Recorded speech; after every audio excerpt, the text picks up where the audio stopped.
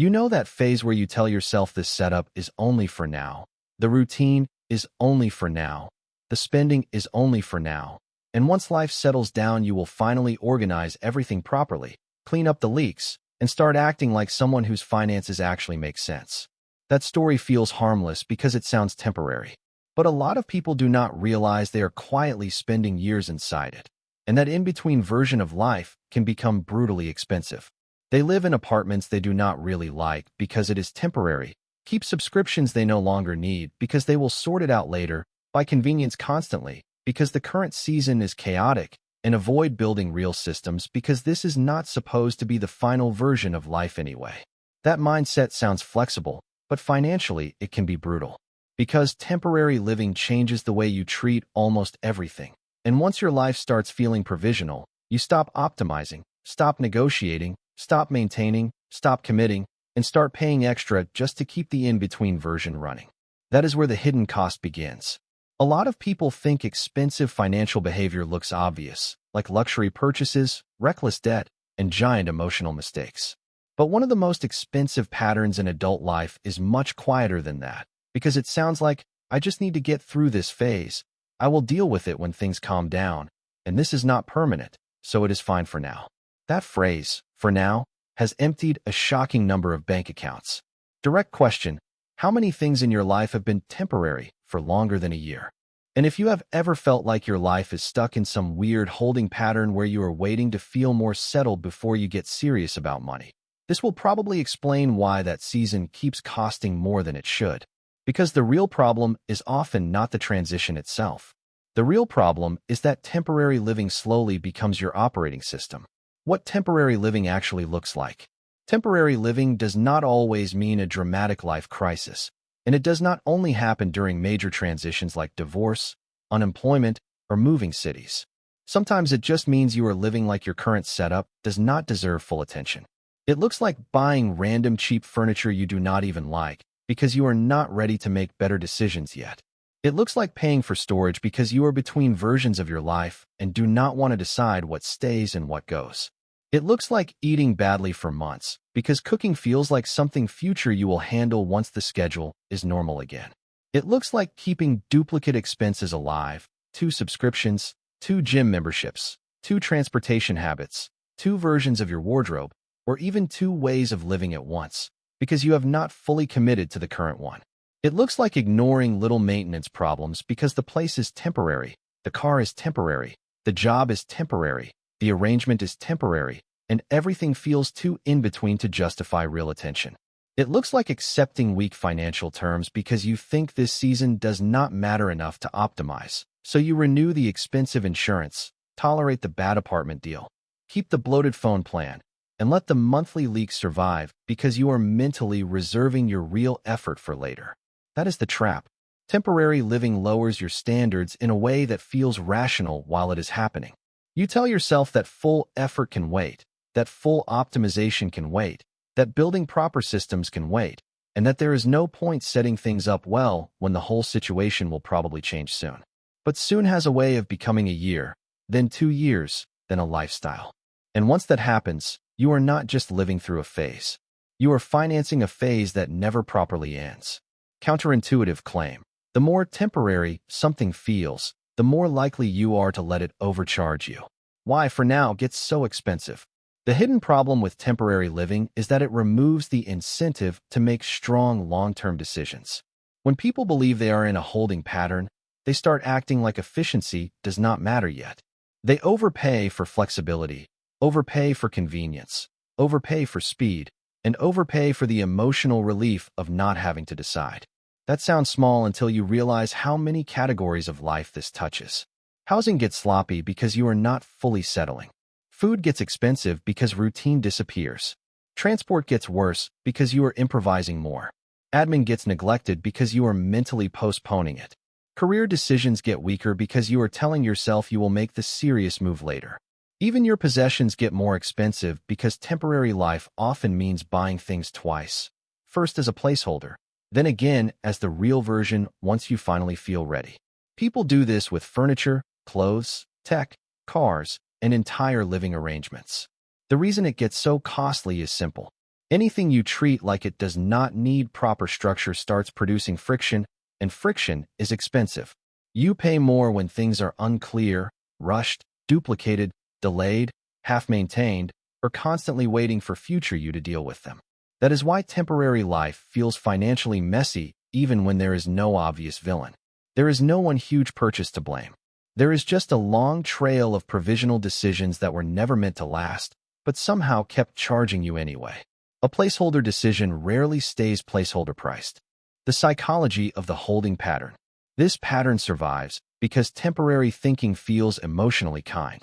It gives you a way to stay in a bad setup without fully admitting how much it is costing you. If you tell yourself the current version of life is not the real version, then you do not have to fully confront its flaws. You can tolerate a weak setup because it is not forever, tolerate a bad job because it is not forever, tolerate messy spending because it is not forever, and tolerate inefficient routines because the serious version of you is coming later. That creates psychological relief. It lets you detach from the cost of the present by emotionally outsourcing responsibility to the future. But that relief has a price tag, because once your brain labels a season as temporary, it stops wanting to invest deeply in it. You do not want to optimize something you plan to leave, and you do not want to build systems for a version of life you think is only passing through. That sounds sensible, but it creates a dangerous gap between how long a phase feels and how long it actually lasts. A lot of adult life is not cleanly permanent or temporary. It is just uncertain. And uncertainty makes people act like they should stay loose, even when the uncertainty drags on long enough to deserve structure. This is why people can spend 18 months living like they are in a 6-week transition.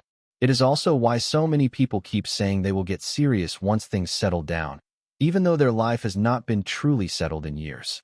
The real issue is not that uncertainty exists. The real issue is that uncertainty becomes an excuse to stop designing your life well. And badly designed life gets expensive fast. Direct question, are you actually in transition, or have you just normalized living like you are? The math nobody does. Let us make this more concrete, because temporary living sounds psychological until you put numbers on it. Imagine someone spends an extra $150 a month on convenience food and disorganized grocery behavior because their routine feels too unstable to cook properly.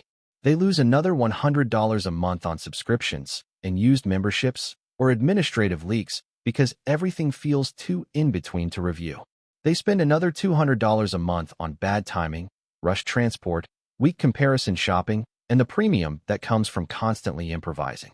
Then add another $200 a month from duplicate purchases, placeholder buying, storage, short-term fixes, and the general cost of maintaining a life that is never fully set up. That is $650 a month. Over a year, that becomes $7,800. Over 5 years, that is $39,000 gone. And that is before you even talk about investing the difference. Put that same $650 into a basic index fund earning around 8% over 20 years, and you are looking at roughly $380,000. That is the kind of number people imagine comes from reckless living. But it can just as easily come from a life that stayed provisional for too long. And notice what makes this so deceptive. None of those categories feel dramatic on their own. They feel like coping, waiting, managing transition, and staying flexible until life becomes clearer. But money does not care what story you attach to the leakage. It still leaves. Shocking stat, $650 a month does not feel life-changing until you realize it can quietly become roughly $380,000 over time. How temporary life blocks wealth. The biggest cost of temporary living is not even the leakage itself. It is that temporary living blocks compounding behavior. Wealth needs repetition, structure, maintenance, and enough stability that good decisions can survive for a while. Temporary life does the opposite. It makes you delay investing because you want to feel more settled first. It makes you delay debt cleanup because you are already dealing with too much. It makes you delay better career moves because you are waiting for the right season. It makes you delay building useful routines because your current life does not feel worth organizing deeply. That is how people lose years.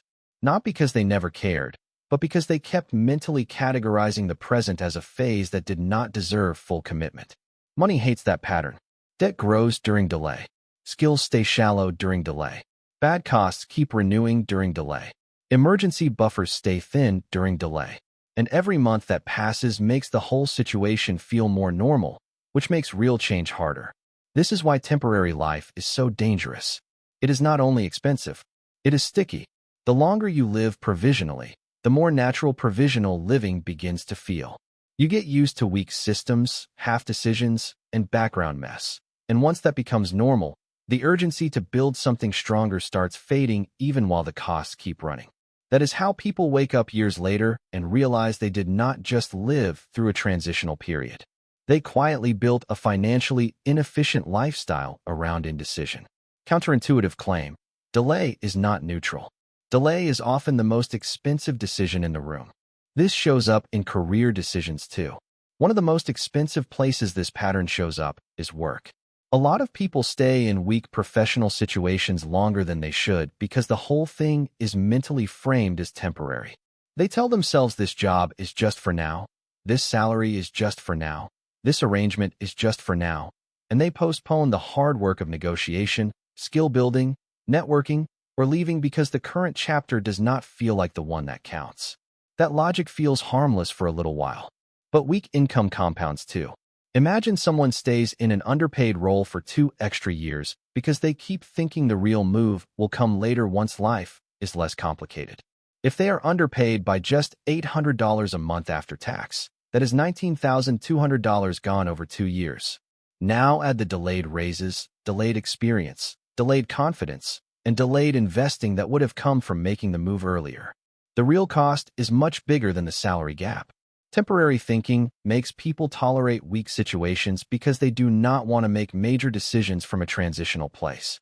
But adult life is full of transitional places. If you wait to become stable before making better decisions, you can end up waiting for a version of life that never arrives cleanly enough. At some point, the current chapter has to count. Even if it is imperfect, even if it is not final, and even if it is not the life you thought you would be living right now. Direct question: what has just for now already cost your income? Why people misread this as a discipline problem? Most people blame the wrong thing here. They think the problem is that they are messy, lazy, unmotivated, or bad at following through. Sometimes that is part of it, but often the deeper issue is that they have not emotionally accepted the present enough to manage it properly. That is a different problem, because you cannot build strong systems for a life you are still mentally refusing. You cannot optimize a budget you keep treating like a placeholder. You cannot make mature long-term decisions in a season you are still calling temporary every time it becomes inconvenient. This is why harsh self-talk often does not help. More guilt does not solve a holding pattern if the real issue is that your standards have been suspended by uncertainty. What helps is deciding that the current version of life deserves real stewardship, even if it is not forever. That mindset changes everything. Because once the present counts, you stop paying placeholder prices quite so casually.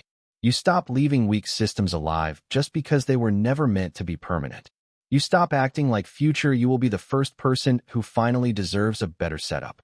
And that matters, because financially strong people usually do not wait for a perfect chapter before they start managing life well. They make the current chapter count, even when it is messy. The problem is not always that you are undisciplined. Sometimes the problem is that you are managing your real life like it is a draft. How to stop paying for a temporary life. This is where the script turns, because the solution is not waiting for life to feel final. The solution is learning how to manage an unfinished life as if it still deserves competence. The first step is to stop asking whether the current setup is permanent and start asking whether it is expensive enough to deserve structure. That is a better question, because most people do not need certainty before they optimize. They just need honesty about how long the present has already been costing them. If something has been in your life for 6 months, 9 months, or a year, it deserves better systems even if you still hope it will change. The second step is to stop buying placeholders unless the placeholder is actually cheap enough to justify itself. A lot of placeholder spending is not cheap at all. It is just emotionally easier than choosing carefully. Buying something twice, paying storage indefinitely, and keeping duplicate systems alive usually costs more than making one cleaner decision earlier. The third step is to build temporary systems as if they may last longer than you expect. A transitional apartment still deserves a decent grocery routine. A temporary job still deserves a career plan. An uncertain schedule still deserves some automation. A holding pattern still deserves boundaries, buffers, and a weekly financial check-in. You do not need a final life to build useful infrastructure. You just need to stop treating uncertainty like a reason for neglect. If a temporary situation has lasted 9 months, it is no longer temporary enough to manage badly. The fourth step is to remove duplicate life where possible. 2 sets of expenses, 2 half-kept routines, 2 versions of your identity, and 2 competing systems usually create more drag than flexibility. Clean choices are often cheaper than emotionally hedged choices. The fifth step is to put a time horizon on your transitions. If you say something is temporary, define what that means. Is it 6 weeks, 3 months, or 1 year? Because when temporary has no timeline, it easily becomes a permanent excuse. The sixth step is to respect the cost of emotional postponement. Every time you say you will deal with it later, ask what later is costing you monthly. That question is often enough to break the spell, because vague delay feels free until you do the math. The real shift is not becoming more intense. It is deciding that the life you have now deserves competent management even if it is not the life you planned. That sounds simple, but it changes a lot. Once the present counts, the apartment counts, the job counts, the routine counts, the subscriptions count, the grocery system counts, the career move counts, and the little monthly leaks stop getting a free pass just because you are emotionally calling the whole season temporary. That is when money starts stabilizing. Not because life suddenly becomes certain, but because uncertainty stops being allowed to run the finances. This is one of the quiet differences between people who slowly build wealth and people who keep feeling financially delayed. The stronger person is not always living the better chapter. They are often just taking the current chapter more seriously. They maintain things earlier, decide things earlier, automate things earlier, negotiate things earlier, and stop paying placeholder prices for a life that is already real. That is a powerful shift, because a lot of adult financial pain does not come from one terrible decision. It comes from treating the present like a waiting room. Waiting rooms are not meant to be lived in, and the longer you live in one, the more it starts charging rent. Counterintuitive claim. Wealth often starts the moment you stop treating your life like rehearsal, the part that should stay with you.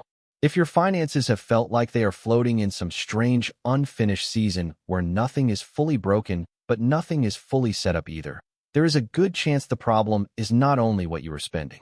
The problem may be that you are living too much of your life in provisional mode. Temporary thinking lowers standards, delays structure, weakens decisions, and makes expensive inefficiency feel strangely acceptable. That is why this pattern matters. Because the longer the present is treated like it does not count, the more money disappears into systems that were never supposed to last. At some point, even an uncertain life deserves proper management. Not because it is forever, but because it is expensive now. That is the hidden rule. You do not need a final chapter before you start acting like your life is real. You just need to stop making future clarity pay for present neglect. Because once the current season counts, your standards rise, your systems get cleaner, your leaks get harder to ignore, and your money finally gets a better environment to stay in motion. And that is when a temporary life stops being so expensive.